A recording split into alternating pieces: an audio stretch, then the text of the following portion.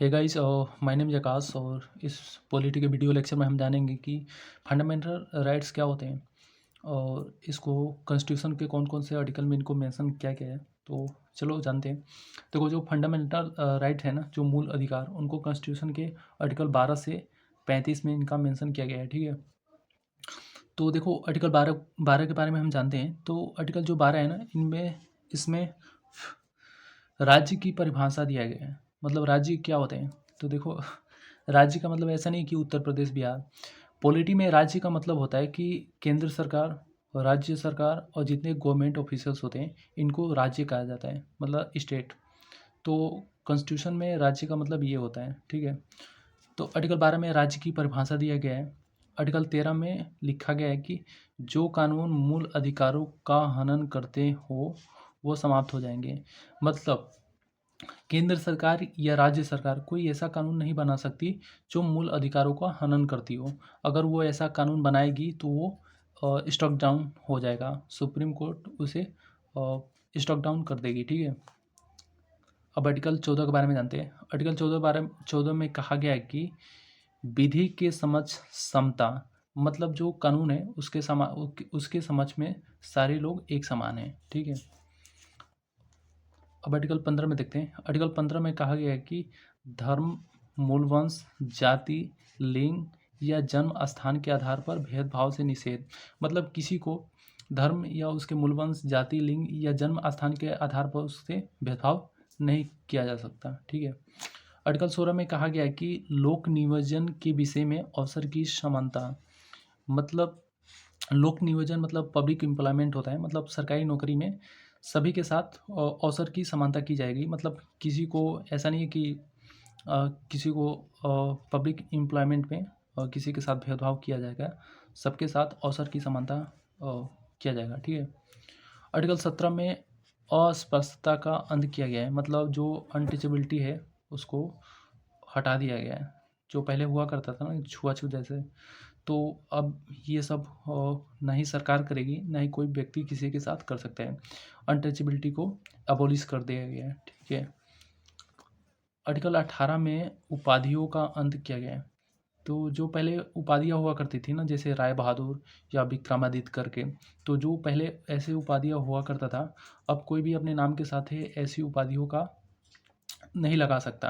लेकिन इसके कुछ अपवाद भी हैं, जैसे कि शिक्षा के क्षेत्र में आपको कोई भी टाइटल मिल गया, या सैनिक उपाधि, जैसे सैनिक उपाधि होता है ना, जैसे शौर्य चक्र, वीर चक्र, ऐसी उपाधियों को इस उपाधि के अंतर्गत नहीं लाया गया। मतलब ऐसे जो उपाधि है जैसे शिक्षा के क्षेत्र में या सैनिक क्षेत्र में, तो इनको इसमें थोड़ा अपवाद माना गया है, ठीक है। आर्टिकल 19 में बताया गया कि अभिव्यक्ति की स्वतंत्रता, मतलब freedom of speech and expression के बारे में दिया गया है। मतलब अभिव्यक्ति की स्वतंत्रता का मतलब आप कुछ भी सरकार के बारे में चीज़ें बोल सकते हो, अपनी राय बता सकते हो। जैसे कि मान लो मीडिया है, तो मीडिया किसी चीज़ को क्रिटिसाइज करता है, तो आर्टिकल 19 के तहत ही करता है।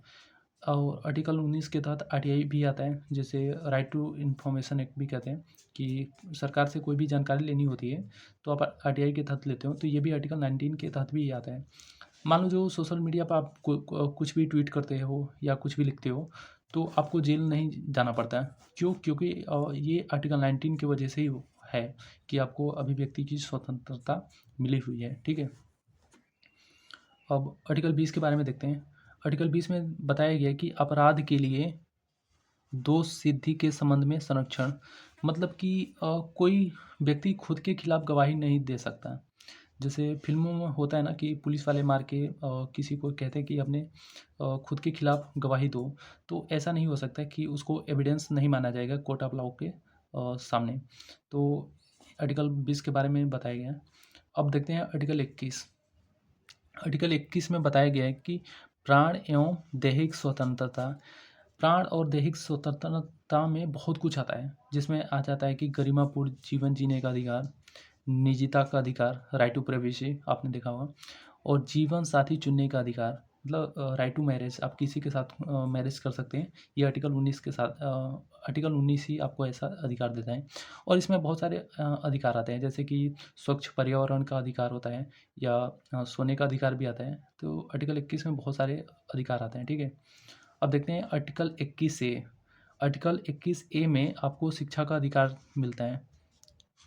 मतलब जो 6 से 14 साल के बच्चे होते हैं उनको शिक्षा मुफ्त में मिलती है। वो आर्टिकल 21 ए के तहत ही होता है। इसको 86वें संविधान संशोधन 2002 में लाया गया था, ठीक है। तो ये हो गया। अब आर्टिकल 22 को देखते हैं। आर्टिकल 22 में बताया गया कि निरोध एवं गिरफ्तारी के संरक्षण में आप गिरफ्तारी से संरक्षण, मतलब आपको किसी ने अरेस्ट कर लिया, किसी ने क्या, अगर पुलिस वाले ने आपको अरेस्ट कर लिया तो उसको 24 घंटे के अंतर्गत उसको मजिस्ट्रेट के सामने प्रस्तुत करना होता है। तो ये आपको आर्टिकल 22 की वजह से ही होता है, वरना अगर आर्टिकल 22 नहीं होता तो कोई भी आपको अरेस्ट करके जब तक चाहे वो रख सकता था। लेकिन आर्टिकल 22 ही ऐसा कहता है कि अगर आपने किसी को अरेस्ट कर लिया है तो 24 घंटे के अंतर्गत उसको मजिस्ट्रेट के सामने प्रस्तुत करना होता है, ठीक है। अब आर्टिकल 23 देखते हैं। आर्टिकल 23 में बताया गया कि बाल श्रम, मतलब चाइल्ड लेबर, और मानव के दुर्व्यापार पर निषेध, मतलब जो ह्यूमन ट्रैफिकिंग होता है इस पर निषेध लगाया गया है। बाल श्रम मतलब चाइल्ड लेबर, आप 14 साल से कम व्यक्ति को 14 साल से कम बच्चे को आप कारखाने में काम नहीं करा सकते हैं, ठीक है। मानव दुर्व्यापार का मतलब है कि कोई भी व्यक्ति का आप खरीद बिक्री नहीं कर सकते। जैसे पहले होता था ना स्लेवरी वगैरह, किसी को खरीद बेचा जाता था, तो आप ऐसा अब नहीं कर सकते, ठीक है। आर्टिकल 24 में स्पेसिफिकली बताया गया कि कारखाने में 14 वर्ष से कम बच्चों को काम नहीं, सॉरी, 14 वर्ष से कम बच्चे काम नहीं कर सकते।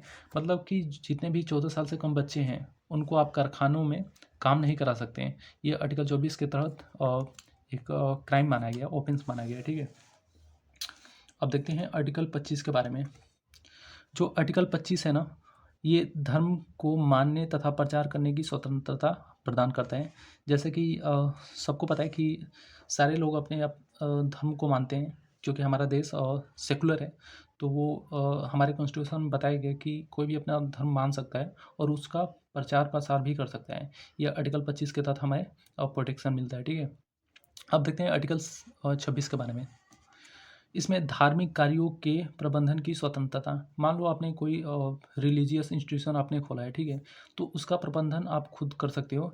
ये आपको आर्टिकल 26 ऐसा स्वतंत्रता आपको प्रदान करता है, ठीक है। अब आर्टिकल 27 को देखते हैं। इसमें क्या है कि धार्मिक कर से मुक्ति, मतलब स्टेट, मतलब स्टेट का मतलब वही कि केंद्र सरकार या राज्य सरकार या कोई भी गवर्नमेंट ऑफिशियल ऐसा कोई भी टैक्स नहीं लगा सकता जिससे किसी एक पर्टिकुलर धर्म को आप प्रोपोगेट करते हो। तो ऐसा कोई भी टैक्स नहीं लगाया जा सकता जो किसी एक धर्म का प्रचार करने के लिए उसका उपयोग किया जा सके, ठीक है। आर्टिकल 28 में दिया गया है कि धार्मिक शिक्षा से स्वतंत्रता, मतलब कि जो सरकारी संस्थाएं हैं, जितने भी गवर्नमेंट इंस्टीट्यूशंस हैं, उनमें आप किसी एक धर्म के शिक्षा को बढ़ावा नहीं दे सकते। मतलब किसी एक धार्मिक शिक्षा का वहाँ पे प्रचार प्रसार आप नहीं कर सकते, ठीक है। आर्टिकल 29 में देखते हैं क्या दिया गया है। आर्टिकल 29 में अल्पसंख्यकों के हितों का संरक्षण, जितने भी माइनॉरिटीज़ हैं हमारे देश में, उनके जितने भी हित हैं उनका संरक्षण हमारे आर्टिकल 19 के तहत होता है, ठीक है। मतलब आर्टिकल 29, आर्टिकल 29 में जितने भी माइनॉरिटीज़ हैं उनके हितों का संरक्षण के बारे में बताया गया है, ठीक है।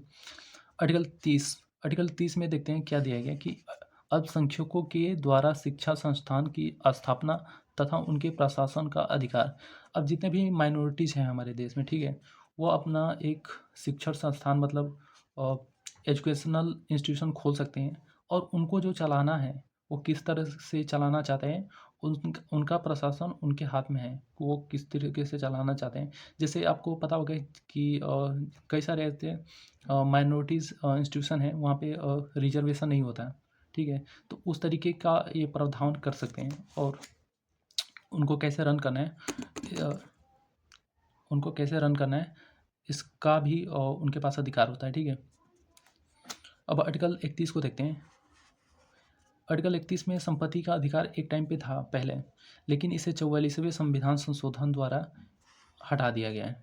ठीक है, तो अब ये नहीं है, अब इसको आर्टिकल 300A में डाल दिया गया है कि अब जो संपत्ति का अधिकार है ये आर्टिकल 31 के तहत एक फंडामेंटल राइट नहीं है, अब वो आर्टिकल 300A के तहत वो एक कॉन्स्टिट्यूशनल या लीगल राइट हो चुका है। अगर ये फंडामेंटल राइट होता तो कोई भी किसी का संपत्ति, जैसे सरकार किसी इंडिविजुअल का संपत्ति अधिग्रहण नहीं कर सकती, लेकिन अब क्या है कि अब 31 के तहत फंडामेंटल राइट नहीं है, तो सरकार विकासात्मक कार्यों के लिए किसी का संपत्ति ले सकती है। ठीक है, अच्छा ये भी बताना कि इसको सॉरी ये तो मैंने बता दिया। ठीक है, अब जो आर्टिकल 32 है, ठीक है, इसमें संवैधानिक उपचारों का अधिकार है। संवैधानिक उपचार क्या होता है? जैसे आपने सुना होगा रिट पिटीशन, जैसे 5 प्रकार के रिट होते हैं। ठीक है, एक हेबियस कॉर्पस होता है, एक मैंडेमस होता है, सर्सियोरेटरी होता है, प्रोहिबिशन होता है और एक क्यू वारंटो होता है। तो 5 प्रकार के और रिट होते हैं। तो मान लो अगर आपका कोई मौलिक अधिकार है, ठीक है, फंडामेंटल राइट है, अगर उसका हनन हो रहा है तो आप आर्टिकल 32 के तहत सुप्रीम कोर्ट जा सकते हो और सुप्रीम कोर्ट उस मतलब वो देखेगी सिचुएशन के हिसाब से, वो अपना रिट रिट को एक्सरसाइज करेगी। वो हो सकता है हेबियस कॉर्पस हो, मैंडेमस हो, कई बहुत सारे रिट होते हैं, वो कर सकती है। ठीक है, अच्छा अब आर्टिकल 33 को देखते हैं। आर्टिकल 33 में क्या कहा गया है? सशस्त्र बलों के मूल अधिकारों पर प्रतिबंध। मतलब कि जो सशस्त्र मतलब बलों हैं, जैसे मतलब जितने भी आर्म फोर्सेस हैं, ठीक है, या कोई भी पैरामिलिट्रीज हैं, उनके जो मूल अधिकार है उन पर युक्त प्रतिबंध लगाया जा सकता है। ये इसलिए है कि मान लो कि कहीं लड़ाई लगी है भारत का किसी देश से, ठीक है, तो उस स्थिति में आप ये नहीं कह सकते कि मैं लड़ाई नहीं लड़ूंगा।